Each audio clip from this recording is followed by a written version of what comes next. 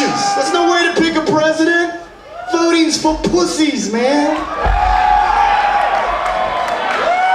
Sorry, John McCain, homo. Why? No belts. Barack Obama, you ain't got no belts. And Steve Wilco, you ain't got no fucking head. I mean, I still am very proud of GWAR. I'm proud of, you know, I mean, even though there's things that like, you know, or imagery that's upsetting to me, I still like that we did it, and I still think that it's hilarious. I do, you know, so I still identify with them, and I got to see them recently, which I hadn't ever really done. I mean, I saw GWAR before I was in it, and at Schaefer Court, and that was just incredible. I mean, I remember being so impressed by that, and you know, then I saw it after I was in it, like really, well, this year I went and saw it, and I was surprised at how much better the costumes and the props look. Like, it's really super slick. And I saw him, actually, the first time I'd seen him for a long time was at the barbecue a couple years ago. And they were, yeah, I mean, it was great, you know, so I still like and identify with GWAR. And like I said, I was nervous at first, but once I figured out that, like, most of my friends in academia, or the people that know about it, they're very enthusiastic about it and curious about it. I mean, they're not, they don't sort of have bad feelings about it. Or at least not that they share with me. Ladies and gentlemen, it's time for the second bout of the evening. This one is for the belts. First up, the challengers. These two make me want to puke. Here they are, the Democratic dick-sucking duo, Hillary, the cockfighter Clinton, and the sex partner, Barack Hussein, the python.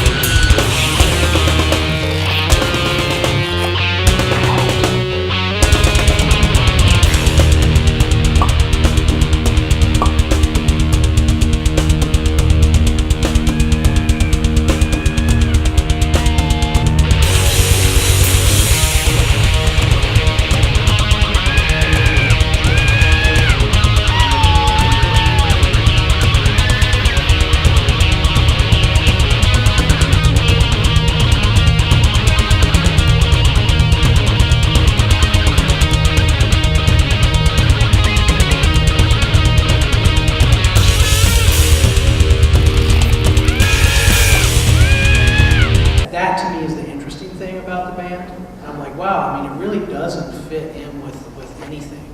You know, and I recently, I mean, I don't show my students GWAR, but I did see, I showed them Kiss, and I showed them Alice Cooper not too long ago, like last week. And we were looking at it, and I realized, wow, like GWAR is nothing like that. Like, absolutely nothing like that. There's no, that stuff is really serious, and the way that Alice Cooper, for instance, would use horror was really very cerebral, you know. And GWAR, it can be cerebral. I mean, you can definitely sit, it's something that you can theorize about. Dismembered limbs in theory, right? This all goes on during the concerts, right? Yes. What is your philosophy behind all this? Well, basically, we view the human race as scum. We are indeed from another planet, you know, and human beings we see as food, dogs so much, to be destroyed on stage, en masse. Right. They do not dislike this, rather they throw themselves gleefully into the jaws of death. Yes, yes. That's right. It's sort of a microcosm of the entire human condition, if you will. Indeed. I They don't line know up what to the hell die. you're talking about. Let me... Neither do we, John. It's okay. You are not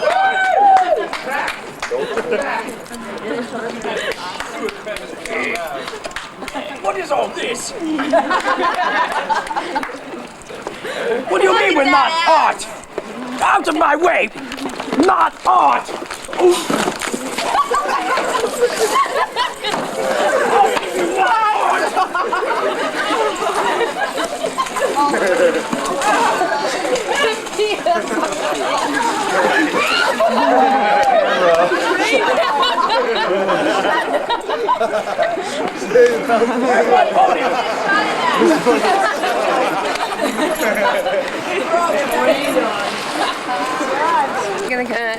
Cola.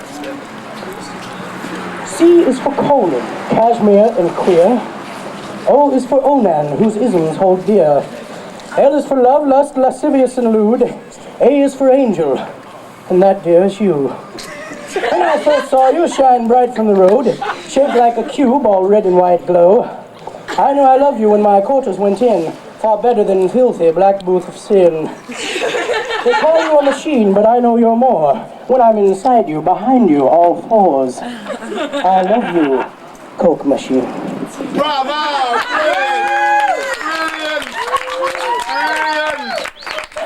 What is this? Another one of those clowns? Disgusting! That's disgusting!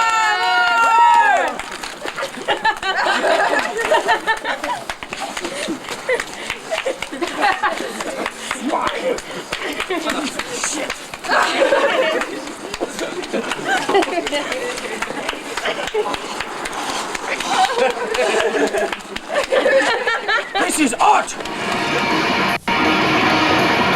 To watch Jimi Hendrix symbolically urinate on his guitar with a can of arsenic and lighter fluid.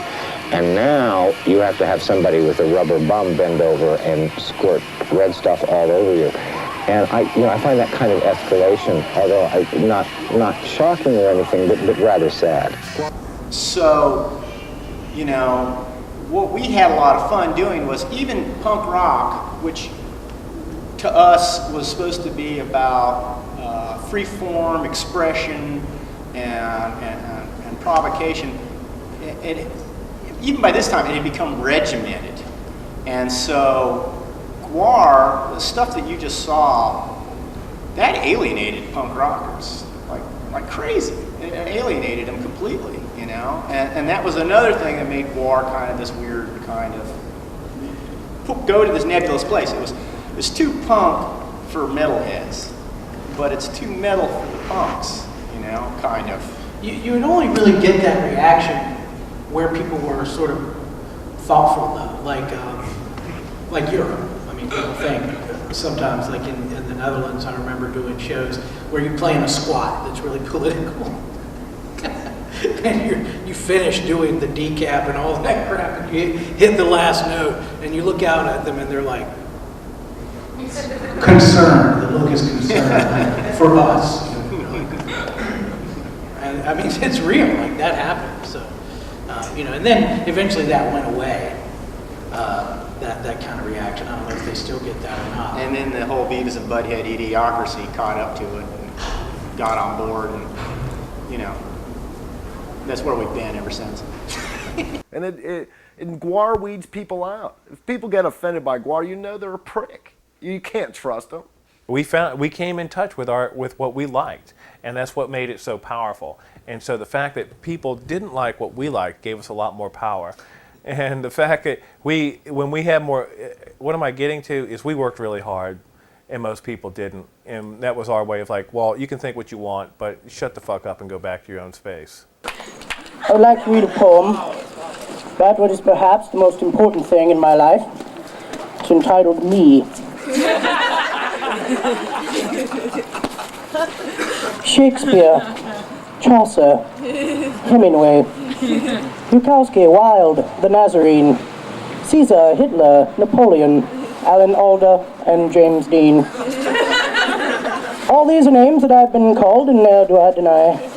Of all these appellations, one still makes me cry. This immortal that you see, overpowering and unkind, does have deep within him a much more sensitive side. And though I've conquered planets, collected wreaths of glory and laurels for my name, sometimes my life seems empty, stupid, flaccid, lame. For all the titles and legends I begat, it still cuts me to the quick when people call me fat.